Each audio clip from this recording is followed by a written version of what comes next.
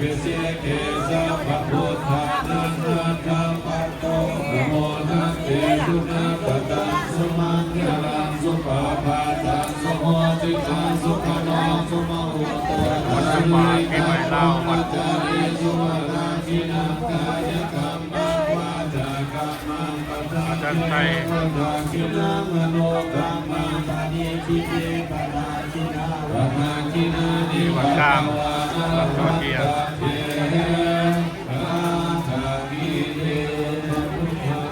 วินาศปะธรรมานุภาเวนะสัพพสังฆานุภาเวนะพุทธะรัตนะธรรมะรัตนะสังฆะรัตนะวินารัตนะนามานุภาเวนะรัตนะวิปิสะมุสสะธรรมะธัมมานุภาเวนะวิตกะระยานุภาเวนะสิกขสัพพะนุภาเวนะสัพเพเกโรกะสัพเพเกมายาสัพเพเกรัมลลายาสัพเพเกรูปะตวาสัพเพเกรุณิวิตาปฏิทินมาสัตตุอายุวัตโกนาวัตโกสิเนวัตโกยัสวัตโกมาลาวัตโกวันนาวัตโกสุขวัตโกโหตุสัพพะทานุกาโรปัญญาวิรัสสุขสันตุยุปะภวานิกาตารายะเมนะสันตุยัสเสสสายะสิเวนะนาภะสุขีลักขยะสุขังพลังสิริอายุจามโนดาภุขังอุติจยะสวัสสะภวะสัจจาอายุจาเสวะสิภาวันตุเตโหตุสัพพะมังคลังคันตุสัพพะเทวตาสัมมาพุทธานุภาเวนะสัพพะโสติภวันตุเตภวันตุสัพพะมังคลังคันตุสัพพะเทวตาสัพพะมานุภาเวนะสัพพะโสติภวันตุเตภวันตุสัพพะมังคลังคันตุสัพพะเทวตาสัพพะสังฆาโนภาเวนะสัพพะโสติภวันตุเตสาธุเอาออกมาแล้วบุญกินกันได้พระมหาศรีวลีน้ำโซ่ประจำปีพศ2568ออกมาแล้วพระศรีวลีนำโดยแม่ขาวข้างเพชรปฏิโกะได้ถือซื้อไปมาเอาเด้ออีเมลข้างเพชรใจดีใจคนอีกเยอะใจให้อาเมนครบยืนตรงนั้นลุกแต่กี่ข้าเข่าก็แล้วสบายท่านลุกไปเป็นโจมจะเป็นโจมแต่ผมว่าลุกท่านโจมจะนำบทเดียวครับลุกเองอาเมนคุณแม่คำเพชรคุณแม่ขาวใจดีเป็นแม่ของอาจารย์แม่บุญธรรมถ้าไม่ใจดีไม่เป็นแม่คนใจดีก็เป็นใจดีเอาอันเดียวเอาออกมาแล้วได้แก่ภาษีวันนี้ประจำปีได้แก่นาเทียนสุวรรณหล่อคนแม่คนเลยนักจิตสาวคนเลยเป็นน้องไปครับน้องไปน้องสาวยังไงจะส่งให้เจ้านะภาษีวันนี้สมัยพูดแต่อย่างนี้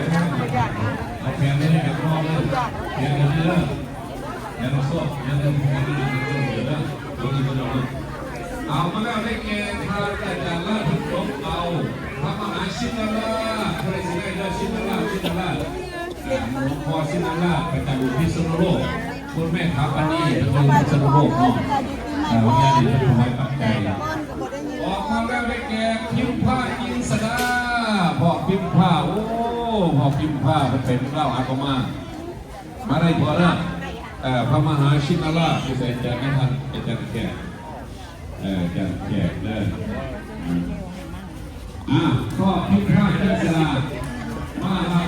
หลวงปู่ชินราชพอพิพาทการกินวันนี้แต่ละพิพาทที่ใส่สักบาทที่บอกเอาไว้เพิ่มเรื่องเอาเนี่ยเพิ่มอีกไว้เพิ่มพิพาทก็ไปแม่หลวงปู่มหาเจ้าในของหวาน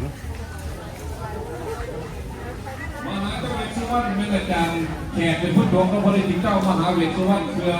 ให้มีความสุขความเจริญโชคมาเอาออกมาแล้วได้แก่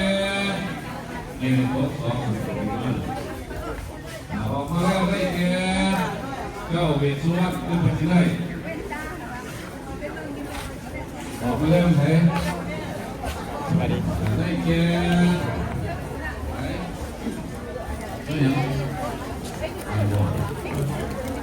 ได้แก่